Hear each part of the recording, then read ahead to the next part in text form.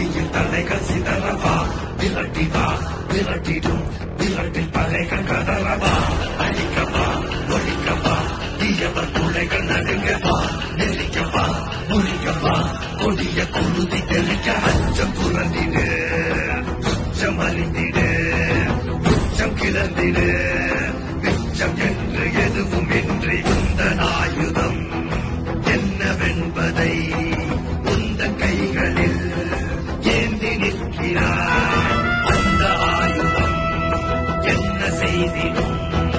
அச்ச கூச்சல் அடங்கும் முன்னே மொத்தம் கிள்ளி வீசிடு